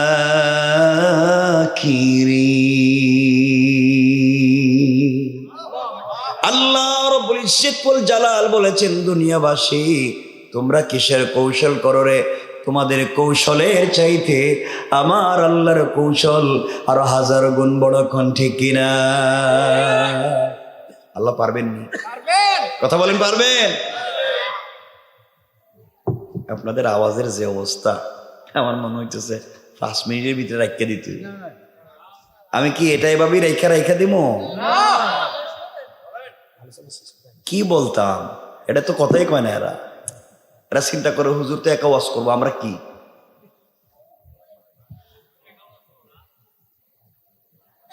কষ্ট হয় আমার বন্ধুগণ। 1 মাস, কয় মাস পরে বিয়ে ছিল? ধরেন 1 মাস শেষ, আগামীকাল কি বিয়ে। এই 1 মাসের ওয়াজ রাখিয়া দিলাম। 1 মাসে বহুত ঘটনা ঘটছে, কিন্তু বহুত কিছু হয়েছে। কিনা নিয়া, কাপড় নিয়া, বাড়িতে অনেক ঝামেলা হয়েছে। ফাতেমার কাছে বারবার আইছে, এই ওয়াজ রাখিয়া দিলাম, কারণ লম্বা হয়ে যাইব। আমি 12টার ভিতরে রাখিয়া দিব, এটাই নিয়ত। কারণ ওয়াজ কয় দিনের? 1 দিন না 2 দিনের? 12টার পর 1 দিন না 2 দিন? কয়েকদিন। এটা কি উল্টা করে? 12টার পরে তো আরেক তারিখ আইব। আজকে 24, কালকে তো, আজকে 25, কালকে 26 হয়ে যায়। 12টার পরে 26-এ তো ওয়াজ করার কথা না, আমার ওয়াজ 25-এ করার কথা। এই জন্য আমি এর ভিতরে রাখবই। আমি কম চালাক না তো, রেখা দিন। আমার বন্ধুগণ, এক পর্যায়ে আল্লাহ সিদ্ধান্ত নিলেন পাঠাবেন। আর ইহুদি সিদ্ধান্ত নিচে আইতো না। 1 মাস চলে গেছে, 1 মাসের ওয়াজ অনেক লম্বা, এটা রেখা দিলাম।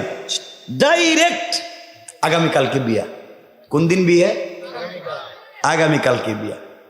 মেয়েটা সন্ধ্যার পরে ফাতেমার কাছে এসে বলছে, বোন কালকেই তো আমার বিয়া, কাপড় পাইছো নি? কাপড় আসেনি তোমার কাছে? ফাতেমা বলছেন, বোন সত্যি আমি ভুলে গেছি, কালকে যে তোর বিয়েটা তোমার মনেই নাই, আমি তো পুরো ভুলেই গেছি। মেয়েটা কাঁদতেছে আর বলতেছে, ফাতেমা কেমন বান্ধবী তুমি আমার, তাহলে কি আমার বিয়ে হবে না? আমি যে বাপের সঙ্গে কথা দিয়েছি তুমি বিয়েতে যাইবা, নতুন পোশাক পরবা, তুমি পোশাকও পাইলে না, বিয়েতেও যাইবা না, তাহলে তো আমার জীবনে বিয়ে হবে না। আমি তোমার ঘর থেকে গিয়েই সুসাইড করবো, আমি বাইচা থাকবো না এই পৃথিবীতে। ফাতেমাকে কাছে না বসাইয়া এই বিয়ে আমি করব না। ফাতেমা বলছেন, বোন কান্দিস না, যার সাথে আমার প্রেম, যারে আমি ভালোবাসি, এখন 1 রাত 12 ঘন্টা বাকি আছে, চিন্তা করিস না, রব যদি চায় যে 1 মুহূর্তেও ব্যবস্থা করে দিতে পারে। আল্লাহু আকবার বলেন না? কারণ হাসবি আল্লাহ, আল্লাহ আমার জন্য যথেষ্ট, কেউ লাগবে না। রব চাইলে তা পারবেন। পারবেন কি পারবেন না? মেয়েটা খুশি হয়ে গেছে, বলছে, বোন আমারও বিশ্বাস তোমার একটা ব্যবস্থা তুমি করতে পারবে। এই বলে মেয়েটা ফাতেমার কাছ থেকে বিদায় নিয়ে চলে গেছে। এদিকে ফাতেমা, গভীর রাত হয়ে গেছে, একা একা চিন্তা করতেছেন কি করবেন, কালকেই বিয়ে, এখন পর্যন্ত কোনো ব্যবস্থা নাই, কি করবেন চিন্তা করতেছেন। গভীর রাত ফাতেমারও, গভীর রাত আমাদেরও, সমান সমান। ফাতেমা গভীর রাত্রে মুসল্লা বিছিয়ে দিয়েছেন। ওই যে কথা আলোচনার শুরুতে বলছিলাম, সেজদায় গিয়ে কিছু চান, কিছু চাইলে কোথায় চাইবেন? সেজদায়, আল্লাহর কাছে সেজদায় চাইবেন। রব তো বলেছেন, ওয়াস্তাঈনু বিস-সাবরি ওয়াস-সালাহ, সাহায্য যদি চাইতেই হয় ধৈর্য ধারণ করে চাও, সালাতে গিয়ে চাও, চাও তো নামাজে। হযরতে ফাতেমা সেজদায় পড়ে গিয়েছেন গভীর রাত্রে, চোখের পানি ছেড়ে কান্না শুরু করে দিয়েছেন। হযরতে ফাতেমা চোখের পানি ছেড়ে কান্না শুরু করে দিলেন। সেজদায় পড়ে হাওমাও করে কান্না করে ডাক দিয়া বলেছেন, আল্লাহ, এই পৃথিবীতে তুমি ছাড়া যে আমার আর কোনো বলার জায়গা নাই। আল্লাহ, এমন এক বাবার ঘরে আমাকে জন্ম দিয়েছ, বাবা তো 3 বেলার খাবারও ঠিক মতো দিতে পারে না, বাবা তো আমাকে ঠিক মতো কাপড়ও দিতে পারে না। রব, তোমার কাছে আমার কোনো অভিযোগ নাই, আমি তো সব কিছু মাইনা নিছি একমাত্র আখিরাতে তোমাকে পাওয়ার জন্যে। দুনিয়ায় জয় দিন আছি কষ্ট করে করে কাটাইয়া দেই, আখিরাতে তোমাকে পেয়ে গেলে আমি খুশি। আয় আল্লাহ, এতদিনের সম্পর্কে তোমার কাছে আজ পর্যন্ত ফাতেমা, তোমার কাছে আজ পর্যন্ত কোনো জিনিসের আবদার করে নাই। আল্লাহ, তোমার কাছে দুনিয়ার কোনো জিনিস চাইলাম না, কষ্ট করে করে কাটাইয়া দেই। সারাদিন ফাতেমা রোজা রাখি, সন্ধ্যার পরে খুশি হয়ে যাই, শুধু পানি দিয়া ইফতার করে খুশি হয়ে যাই। রাত্র হয়ে গেলে নামাজের সাজদায় পড়ে তোমার সঙ্গে যে কথা বলতে মজা লাগে। আল্লাহ, আমি যখন সূরা ফাতিহা তিলাওয়াত করি, তুমি কিন্তু আমার প্রত্যেকটা কথার জবাব দাও। আমি ফাতেমার দিল ভরে যায়। আয় আল্লাহ তাআলা, আজ আমি তোমার কাছে একটা জিনিসের আবদার করতে চাই। আজকে যদি আমার মায়ের পেটের একটা ভাই থাকতো, আমি বোন হিসাবে ভাইয়ের কাছে কষ্টের কথা বলতাম।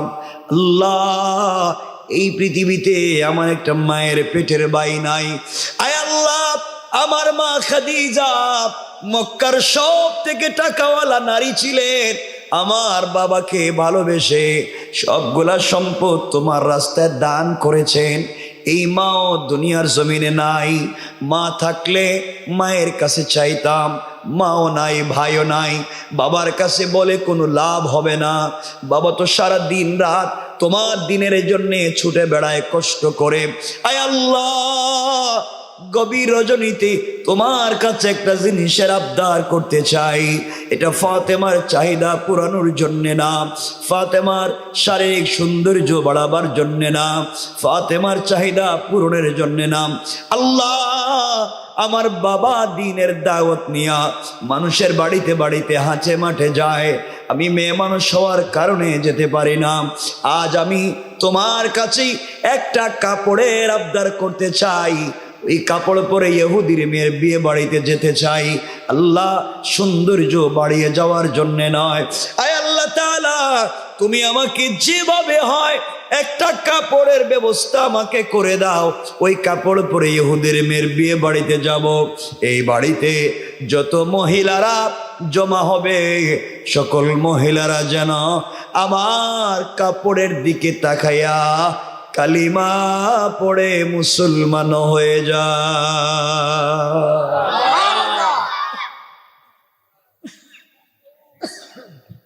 আল্লাহ, তুমি আমাকে এমন একটা কাপড় দেও যে কাপড়ের দিকে তাকাইয়া পাবলিক মুসলমান হয়ে যায়। আল্লাহ, তোমার কাছে আর কিছুই চাই না।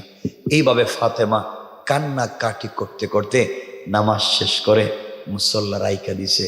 গভীর রাত্র, দরজা জানালা বন্ধ। আল্লামা জুলফিকার নকশবন্দি বলেন, ফাতেমা সালাম ফিরাইয়া মুসল্লা রাইখা ঘরের ডাইন কর্নারে তাকাইয়া দেখে চমৎকার দুইটা কাপড়ের প্যাকেট। আল্লাহু আকবার। হযরত ফাতেমা দুইটা কাপড়ের প্যাকেট হাতে নিয়েছেন। কি ব্যাপার? দরজা জানালা বন্ধ করতে কে আসলো, কে দিয়ে গেল? দুটা কাপড়ের প্যাকেট নিয়ে কারোর সঙ্গে কথা না বলে এখনো তার প্রিয় বাবা কলিজার টুকরা হাবিব দুনিয়ার জমিনে জিন্দা রসুল পাকের কাছে পৌঁছে গিয়েছেন। আব্বা জান, সালাত আমি পড়েছি, আল্লাহর কাছে কাপড়ের আবদার করেছি। বাবা, কে রেখে গেল আমি তো জানি না। এই যে দুইটা কাপড়ের প্যাকেট আমি ঘরের কর্নারে পেয়েছি।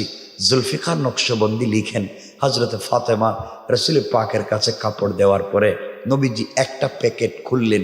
খুলে দেখেন একটা প্যাকেটে একটা সেলোয়ার, একটা কামিজ। আরেকটা প্যাকেট খুলে দেখেন একটা ওড়না, অর্থাৎ সেলোয়ার, কামিজ আর ওড়না, তিনটা কাপড়। সেলোয়ার কামিজে স্টোন দিয়া, পাথরের টুকরা দিয়ে ডিজাইন করা, ওড়নার মধ্যে গ্লাসের টুকরা দিয়ে ডিজাইন করা। এত চমৎকার ডিজাইন পৃথিবীর কোনো ফ্যাক্টরি ইন্ডাস্ট্রির সঙ্গে ডিজাইন যায় না, কোনো ডিজাইনারের সঙ্গেও যায় না। আর প্যাকেট খুলতেই মনে হলো জান্নাতুল ফিরদাউসের মেশকে আম্বরের ঘ্রাণ বের হয়ে গেছে। রাসূল ইসলাম প্যাকেটগুলা দেখতেছেন, কাপড়গুলা দেখতেছেন, এত চমৎকার কাপড়, কে দিয়ে গেল? ও ফাতেমা, কোথায় কে দিয়ে গেল? তুমি কি দেখো নাই? ফাতেমাও চিন্তা করতেছেন, বাবা আমি তো জানি না, কাপড় তো তিনটা, কে দিয়ে গেল বলতে পারি না। আল্লাহ রসুল এভাবে কথা বলতেছেন। হঠাৎ শুনেন ঘরের দরজায় দাঁড়াইয়া কে সালাম দেয়। নবীজি জিজ্ঞেস করেন, কে তুমি আসছে তো রাত্রে? বাহির থেকে আওয়াজ আসছে, ইয়া রাসূলুল্লাহ, আমি জিবরাইল। আর না আরো আসতে কইলো চলবো, জোরে করার কি আছে এখানে? জোর তো আমি দিব। আমার বন্ধুগণ, হযরতে ফাতেমা ঘরের ভিতরে পৌঁছে গেলেন। জিবরিল আমিন আসছেন, ইয়া রাসূলুল্লাহ আপনার চোখেও পানি, ফাতেমার চোখেও দেখলাম পানি। ইয়া রাসূলুল্লাহ কান্নার কিছুই নেই, এটা ভালোবাসার কান্না। আজকে কাঁদবেন খুশির কান্না। ফাতেমার মা নাই, ফাতেমার একটা ভাই নাই। আপনার ভাঙ্গা ঘরে থেকে খেয়ে না খেয়ে আল্লাহর সঙ্গে এমন ভালোবাসার সম্পর্ক তৈরি করেছে। আমি ছিলাম সিদরাতুল মুনতাহায়, রব আমারে ডাক দিয়ে বলছেন, ও জিব্রাইল ওখানে থাকিস না, তাড়াতাড়ি জান্নাতুল ফিরদাউসে যা, আর আমার প্রেমিক ফাতেমার জন্য জান্নাতুল ফিরদাউস থেকে পূর্ণাঙ্গ এক সেট কাপড় নিয়ে হাজির হয়ে যা। ইয়া রাসূলুল্লাহ আমি তো নিয়ে আসছি, এটা গিফট, ফাতেমাকে দেন। আল্লাহ ভালোবেসে তাকে দিয়েছেন। এটা লম্বা ইতিহাস। আল্লামা জুলফিকার তো অনেক তারিখে ইবনে জারির যা লিখছে তা বললে তো আজকে রাত শেষ, ওয়াজ শেষ হইতো না। আমি সংক্ষেপ সাইরা বলে দিতেছি যেন তাড়াতাড়ি শেষ করে দেই, কারণ 12টায় তো রাখতে হইব।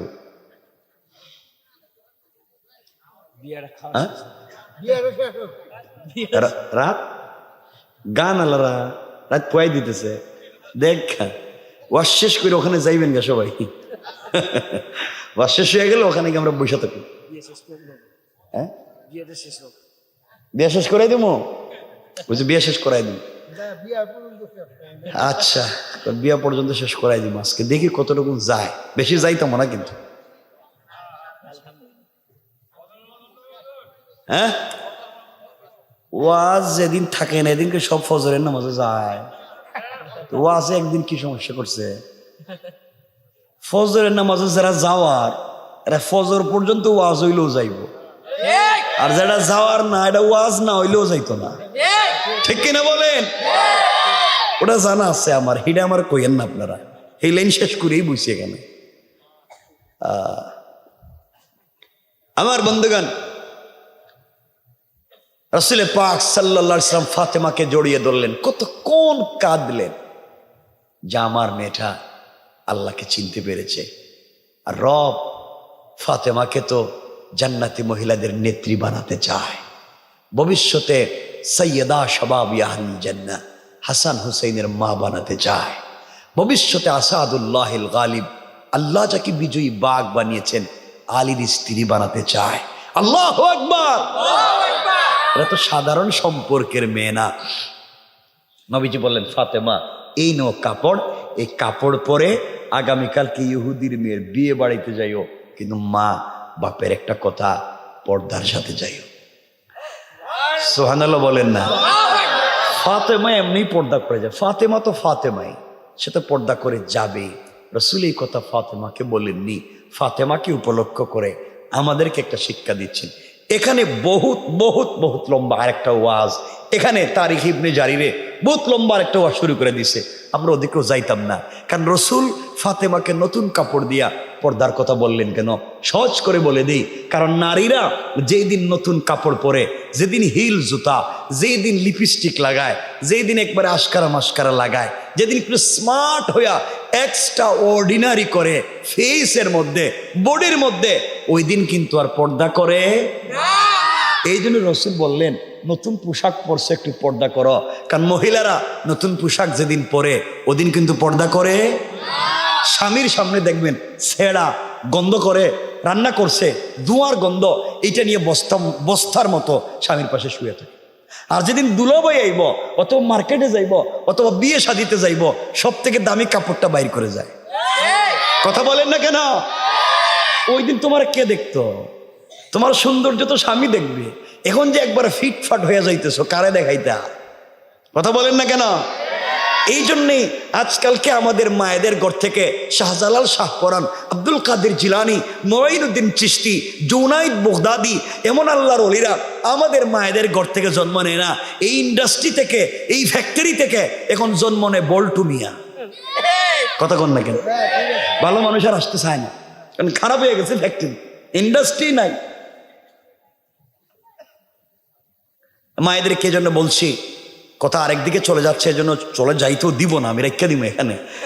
আমি মায়েদেরকে বলবো, আল্লাহর ওয়াস্তে আপনারা ভালো মানুষ হন, পর্দায় থাকেন, স্বামীর সাথে সম্পর্ক রাখেন। কিন্তু আফসোসের ব্যাপার, আজকালকে দেখবেন পুরুষেরাও পৃথিবীর সকলের সঙ্গে ভালো ব্যবহার করে, গড়ে গেলেই বউরে দেখতে পারেন। আর অনেক নারীরা আছে সারা রাত দিন সবার সঙ্গে সম্পর্ক ভালো, স্বামীর দেখলেই তার মাথা খারাপ। ঠিক কিনা বলেন? দুইজন স্বামী স্ত্রী একই গড়ে থাকে, একই বিছানায় থাকে, একই বিছানায় ঘুমায়, একজন পূর্ব দিকে মুখ দিয়া, একজন পশ্চিম দিকে মুখ দিয়া, আর মধ্যখানে ব্যারিকেড দেয় কুল বালিশ দিয়া। কথা বল না কেন? এটা ইউক্রেন, এটা রাশিয়া, এখানে আসা যাবে না। তাহলে এই পরিবারে শান্তি আসবে কেন? এখানে তো শান্তির আশা করা যায় না। এই পরিবার থেকে ভালো মানুষ জন্ম নিবে না। এই জন্যে আমাদের মায়েদেরকে চমৎকার আচরণ করতে হবে স্বামীদের সঙ্গে, এবং স্বামী যারা আছেন আপনাদেরকেও চমৎকার ভালোবাসতে হবে মায়েদেরকে। ইনশাআল্লাহ ইনশাআল্লাহ যাই কোন গড়ে গেলেই বুঝা যাবে ইনশাআল্লাহ কতটুকু। এই ওয়াজ আজকে আর করতাম না, ওটা রাখলাম, আমরা অন্যদিকে যাই, আমরা আলোচনা সংক্ষেপ করি। আমার বন্ধুগণ, নবীজি কেন বললেন এটা এতটুকুনি? হযরত ফাতেমা পরের দিন সকালবেলা জান্নাতি পোশাক পরে, একে তো রসুল পাকের মেয়ে, একে তো ফাতেমা, তার উপরে জান্নাতি কাপড় পরেই গেছে নূর না আলা নূর ইহুদির মেয়ের বিয়ে বাড়িতে। গড়ে শুধু ঢুকছেন, পুরাটা ঘর জান্নাতি কাপড়ের আলোতে আলোকিত হইয়া পুরাটা ঘর মেশকে আম্বরের গ্রানে মুখরিত হয়ে গিয়েছে। এই বাড়িতে যত মহিলারা বিয়ে বাড়িতে এসেছিল দাওয়াত নিয়ে, ইনভাইট পাওয়ার পরে বিয়ে বাড়িতে এসেছিল, কারো কারো পরনে কোটি টাকার জামা, অর্নামেন্টস জুয়েলারির অভাব নাই, দামি দামি পারফিউমের অভাব নাই। ফাতেমা গরিবের মেয়ে, ওই কাপড় পরে যখন ইহুদির মেয়ের বিয়ে বাড়িতে ঢুকে গেলেন, পুরা বাড়ির মহিলারা ফাতেমারে তো ধরছে, বোন রে তুমি না গরিবের মেয়ে, আমরা মনে করছি বিয়েতে আসতেই পারবা না, আসলা তো আসলা, এত দামি কাপড় কোথায় পেয়েছো, কোন মার্কেট থেকে কিনলা? আমাদের কোনো কাপড়ের সঙ্গে তার ডিজাইন মিলে না, এত চমৎকার ডিজাইন, এত চমৎকার সুঘ্রাণ থেকে পাইলা? ফাতেমা বলছেন, শুনো রে, এটা আমি কিনে আনছি। কে করছি? কিনে আনছি। মহিলারা কয়, কোথেকে কিনছো, কোন মার্কেট থেকে? আমরা তো সব মার্কেট চিনি। ফাতেমা বলছেন, যে মার্কেট থেকে কিনছি তোদের বাপ দাদা এই মার্কেটের নামও জানে না। মহিলাদের জিদ কম না বেশি? আমাদের বাপ দাদার কথা কয়, গরিবের মেয়ে থ্রেড মারে, মার্কেট চিনি না। ফাতেমা, আমরা মার্কেট চিনি, আমরা সব মার্কেটে কেরানীগঞ্জের চিনি, এমনকি মার্কেটের সিফা গল্লি চিনি, কোন জায়গায় ফুচকা চটপটি পাওয়া যায়, এমনকি মার্কেটের ম্যানেজারের মোবাইল নম্বরও আছে। কথা বলেন না কেন? সব আছে। স্বামীর নাম্বার, স্বামীর কাছে দোকানের মালিকের নাম্বার নাই, বউর মোবাইলে আছে। আমরা তো খারাপের জম। দেখবেন বউ মাঝে মাঝে মার্কেটে যায়, কি সুন্দর হিল জুতা, স্মার্ট, একবারে স্মার্ট হয়ে বিউটিফুল সাজগুজ করে একটা গুন্ডার মতো মার্কেটে যাইতেছে, আর স্বামী হেও সাথে আছে, হে বাচ্চা একটা কুলে নিয়া পিছনে এটা করতেছে। কথা বলেন না কেন? এটাই হ্যাঁ করতে আছে, আর বউ তো যাইতেছে সামনে, হ্যাঁ ডরে কিছু কয় না। এগুলোই চলতে আছে সমাজে। আমি সব কথা বলতেছি না আমার বন্ধুগণ। যাই হোক, মেয়েরা বলতেছে, ফাতেমা কোন মার্কেট থেকে কিনছো? আমরা তো সব মার্কেট চিনি। ফাতেমা বলছেন, তোমরা যে মার্কেটগুলো চিনো, এটা না স্মার্ট চমৎকার একটা মার্কেট, এখানে যে কেউ যাইতে পারে না, এটা আমি কিনে আনছি। আর তোমরা কি করবা? এ কাপড় কিনবা নাকি? তোমাদের বাপ দাদা 14 গোষ্ঠী সম্পত্তি বিক্রি করলেও এই কাপড় কিনা দূরের কথা, কাপড়ে যে পাথরের টুকরা দিয়ে ডিজাইন, এই ডিজাইন একটা পাথর কিনতে পারবে না। মহিলাদের তো মাথা গরম, ও দরকার হলে কিডনি বিক্রি করুন, দরকার হলে বাপ দাদার সম্পত্তি বিক্রি করুন, এই কাপড় লাগবে। যেই মেয়ের বিয়ে হওয়ার কথা, ওই মেয়ে তার বাপের কাছে গিয়ে বলছে, আব্বা তুমি না বলছিলে ফাতেমা আসতে পারবে না, কাপড় নাই। এমন কাপড় পরছে মনে হইতেছে আমারে যেটা আপনি কিনে দিচ্ছেন সেইটা দিয়ে তার ফাতেমা তো জুতা মুছা যাইবে।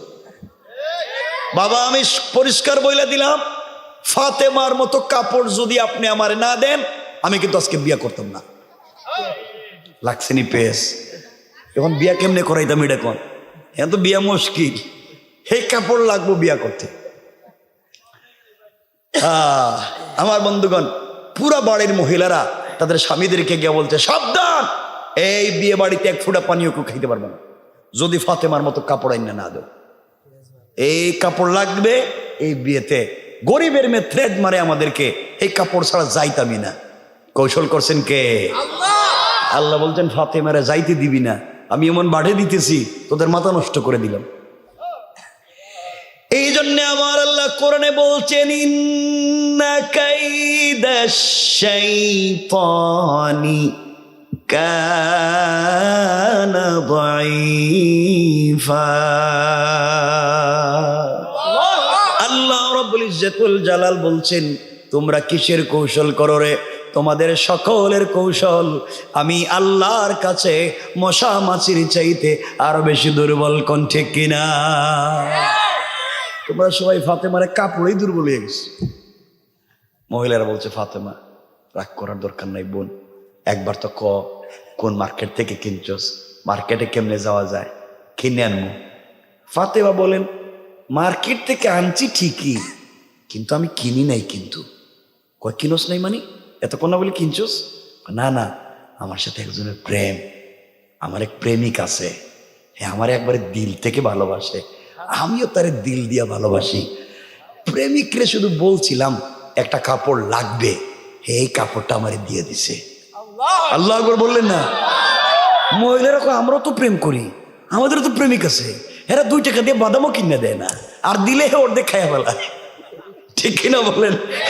অর্ধেক খায়া ফেলায়। তুমি এমন প্রেমিক কই পাইছ এত দামি কাপড় দিয়ে দিস? সুবহানাল্লাহ বললেন না? ফাতেমা এই মার্কেটে যাওয়া লাগবে, এই প্রেমিকটারেও দেখা লাগবে। ফাতেমা কো শোন, আমি যে মার্কেট থেকে কিনছি এই মার্কেটটা কিন্তু আমার প্রেমিকের, হে মালিক। সুবহানাল্লাহ। হ্যাঁ কিন্তু নিজে মার্কেটের মালিক, একবার দেখে যেটা স্মার্ট এটা আমার কিন্তু দিয়েছে, পুরো মার্কেটের মালিক। হ্যাঁ এটা একটা না, তার আরো এইভাবে 8-10টা মার্কেট আছে। আল্লাহ বলেন না, জোরে বলেন না।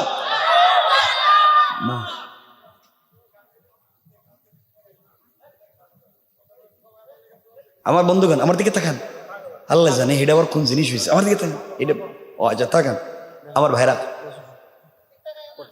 12টা তো হয়ে গেছে ভাই, আমি 12টা কইছি না?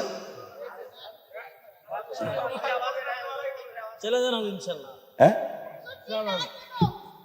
12টা কিন্তু হয়ে গেছে। এখন কিন্তু কথা শোনেন, কয়েক মিনিট কথা বলবো, কেউ রাগ করতে পারবেন না, কেউ উল্টাপাল্টা বলতে পারবেন না। যেখানে রাখবো রেখে দিব, 12টার পরে কোনো ওয়াজ চলবেই না। ওয়াজ করতেছি, কথা শুনতেছি, রাখতেছি, যেখানে রাখা দিব কোনো ওয়াজ নাই। ঠিক আছে? এই জায়গা মতো আইছেন, এটা নাম ওয়াদা। রাসূল বলছেন ওয়ালা দীন লিমান লা আহদালা, যারা ওয়াদা দিয়ে ওয়াদা রাখেন এদের কোনো ধর্ম নাই। মানে আমি ওয়াজ রাখা দিলে সালান এই কথা কইলেই ঝামেলায় পড়বি। ঠিক আছে আমার মুসলমান বন্ধুগণ, কথাগুলো দিল দিয়া শোনেন। মহিলারা বারবার বলতেছে ফাতেমা কোন দোকান থেকে, মার্কেট থেকে কাপড় কিনলেন? ফাতেমা বলছেন বোন রে, আমি যেই মার্কেট থেকে কাপড় কিনেছি ওই মার্কেটের নাম হলো জান্নাত, আর যেই দোকান থেকে কাপড় কিনেছি ওই দোকানের নাম হলো জান্নাতুল ফিরদাউস। মহিলারা বলে মার্কেটের নাম জান্নাত, দোকানের নাম জান্নাতুল ফিরদাউস। আমাদের মার্কেটের নাম তো সলিমুদ্দিনের মার্কেট, আর দোকান হইলে বল্টুর দোকান। কিন্তু এটা কি নাম কয় না আমি তো শুনি নাই। ফাতেমা বলছে তোমরা শুনবা কেমনে, তোমরা কয় মার্কেট চিনো? আমরা তো সব মার্কেট চিনি। ফাতেমা বললেন দেখো আমি যে মার্কেট চিনি ওখানে তোমরা চিনবা না, ওখানে ভিআইপি মানুষ ছাড়া কাউরে কিন্তু মার্কেটে ঢুকতে দেয় না। মহিলারা কয় তুমি কি আমাদেরকে বুঝাইতে চাইতেছ আমাদের ভিআইপি হওয়ার যোগ্যতা নাই? হ্যাঁ তাহলে তুমি ভিআইপি। মহিলাদেরকে শুধু গরম করতেছে, থ্রেড দিতেছে, মহিলারাও শুধু গরম হইতেছে। ফাতেমা দেখে বলছে ফাতেমা তোমার এই মার্কেটে কেমনে যাওয়া যায়? ফাতেমা বলছেন যে রাস্তা দিয়ে যাওয়া যায় এটা কেরানীগঞ্জের কোনো রাস্তা না, এটা এই কলাতিয়ার কোনো রাস্তা না, এটা বেলনার কোনো রাস্তা না, এটা একটা স্পেশাল ভিআইপি রাস্তা, যে কেউ রাস্তা দিয়ে চলতে পারে না। স্পেশাল একটা রাস্তাই বানায় রাখছে, শুধু এই মার্কেটে এই রাস্তাই গেছে, আর এই রাস্তা ছাড়া পৃথিবীর কোনো রাস্তা দিয়া এই মার্কেট পাওয়া যায় না। সব মহিলারা ফাতেমা তাড়াতাড়ি আমরা যাইতে রাজ, এই রাস্তা দিয়ে যাবো। ফাতেমা বললেন শোনো, যেই মার্কেট থেকে কাপড় কিনেছি ওই মার্কেটের নাম জান্নাত, যেই দোকান থেকে কিনছি ওই দোকানের নাম জান্নাতুল ফিরদাউস। আর ওই মার্কেটে যে রাস্তা দিয়ে গিয়েছি ওই রাস্তার নাম হলো ইহদিনাস সিরাতাল মুস্তাকিম। ও মহিলারা, চলার পথে একমাত্র কেবলমাত্র শুধুমাত্র যদি সিরাতে মুস্তাকিমের রাস্তায় চলো রে, সামনে গেলে জান্নাত নামক মার্কেট পাইবা, ওখানে ঢুকে গেলে জান্নাতুল ফিরদাউস নামক দোকান পাইবা, ওখানে গেলে আমার মালিকরেও পাইবা। আমার চাইতে মালিকের সঙ্গে যদি তোমাদের সম্পর্ক ভালো হয়ে যায়, আমার চাইতে আরো দামি দামি কাপড় পাইবা। মহিলারা চিন্তা করে কি নাম কয়, সিরাতে মুস্তাকিম, জান্নাত, জান্নাতুল ফিরদাউস, ফাতেমা, এগুলো কিছুই চিনলাম না। কতই রাস্তা দিয়ে কেমনে যাওয়া যায়, রাস্তাটা শুরু হয়েছে কোন জায়গার থেকে? ফাতেমা বলছেন, বোন শোনো, ওই রাস্তা দিয়ে যে কেউ যাইতে পারে না। ওই রাস্তা দিয়ে চলতে গেলে একটা আইডি কার্ড লাগে, সিকিউরিটি গার্ড আছে, আটকাই দিবে। পরিচয়পত্র লাগবেই, মাস্ট বি, পরিচয়পত্র লাগবে। ফাতেমা বলছেন পরিচয়পত্র থাকলেই হবে না, পরিচয়পত্রে একটা পিন নাম্বার থাকে, কোড নাম্বার। এই কোড নাম্বার মনে রাখতে হবে। আপনার কাছে এটিএম কার্ড আছে, পিন নাম্বার মনে নাই, জীবনে পয়সা পাইবেন? ফাতেমা বলছেন আইডি কার্ড থাকলে হবে না, পিন নাম্বারটা যদি মনে রাখতে পারো, আইডি কার্ড যদি সঙ্গে রাখতে পারো, তাইলেই রাস্তা পাইবা সিরাতে মুস্তাকিমের, তাইলেই মার্কেট পাইবা জান্নাত নামক মার্কেট, তাইলে জান্নাতুল ফিরদাউস নামক দোকান পাইবা, ওখানে গেলে আমার মালিককেও পাইবা। তার সঙ্গে যদি সম্পর্কটা জড়ায় ফেলাইতে পারো, আরো ভালো জিনিস পাইতে পারো। মহিলারা তো ফাতেমা, তাইলে এই আইডি কার্ডটা কই পাবো, আর আইডি কার্ডটার নাম কি, এটা তো বুঝলাম না, এই আইডি কার্ডটা কোথায়? ফাতেমা বলছেন, বোন রে, এখানেই তো জায়গা মতো আইসো। এই আইডি কার্ড কোনো মেম্বার চেয়ারম্যান দেয় না, ওদের কাছে আইডি কার্ড নাই। এই আইডি কার্ড বিতরণ করেন একমাত্র আমার আব্বা। আল্লাহু আকবার বললেন না? আমার বাপ তুই আইডি কার্ডই দেয়, আমার বাপ তুই পিন নাম্বারই দেয়, আমার বাপ তুই সিরাত নামক রাস্তার কথাই কয়, আমার বাপ তো জান্নাতের নাম কয়, আমার বাপ তো জান্নাতুল ফিরদাউসের কথা কয়, আমার বাপ তুই প্রেমিকের সঙ্গে সম্পর্ক করানোর কথা কয়। কিন্তু তোমরা আমার বাপরে দেখতে পারো না, তোদের বাপ দাদারা আমার বাপরে দেখতে পারে না। আমার বাপ তো হেই পথেরই কথা কয়। মহিলারা কয়, ফাতেমা, তাহলে আর কিচ্ছু চাই না, আমরাও তোর বাপের কাছে যাইতে চাই, এই আইডি কার্ড নিয়ে আমরাও তোর মালিকের সঙ্গে দেখা করতে চাই। আল্লাহু আকবার, তো আসতে বললেন, দরকার হলে সব বাদ দিমু। ফাতিমা বলছেন, দেখো, ওই আইডি কার্ড যদি সঙ্গে রাখো, হয়তো স্বামী স্ত্রীর সম্পর্ক চলে যেতে পারে, মা বাপ তোদেরকে খারাপ বলতে পারে, এত কিছু নিয়ে এই আইডি কার্ড নেওয়ার দরকার কি?